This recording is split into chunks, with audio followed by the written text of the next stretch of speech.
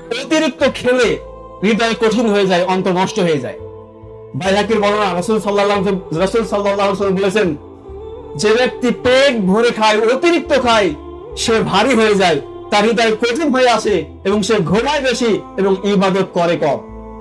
বাইহাকির বর্ণনা, রাসূল সাল্লাল্লাহু আলাইহি ওয়াসাল্লাম বলছেন যে ব্যক্তি পেট পূর্ণ করে খায়, পেট ভর্তি করে খায়, সে ঘুমায় বেশি, তার হৃদয় কঠিন হয়ে যায় এবং সে ইবাদত কম করে বেশি, ইবাদত করে কম এবং ঘুমায় বেশি। রাসূল সাল্লাল্লাহু আলাইহি ওয়াসাল্লাম বলেছেন। এবং হাদিসের ব্যাখ্যায় ইমাম ইবনুল কাইয়্যিম রাহিমাহুল্লাহ বলতেছেন যে ব্যক্তি অতিরিক্ত খায়, পেট পূর্ণ করে খায়, তার নফস শক্তিশালী হয় আর তখন তার শরীর আল্লাহর অবাধ্যতা থেকে ঝুঁকে যায়, ছুটে পড়ে।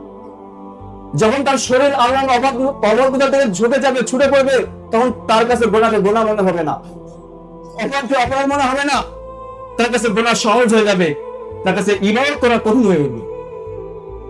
সুতরাং অতিরিক্ত খাবেন না, অতিরিক্ত খেলে আপনার হৃদয় নষ্ট হয়ে যাবে, কলব নষ্ট হয়ে যাবে। এই জন্য ইমাম ইবনুল কাইয়্যিম রাহিমাহুল্লাহ সহ বড় বড় সালফে সালিহিনরা বলেছেন যে অতিরিক্ত খাওয়া হলো রূহের মৃত্যু এবং অন্তরের রোগ তৈরি করার মূল দরজা।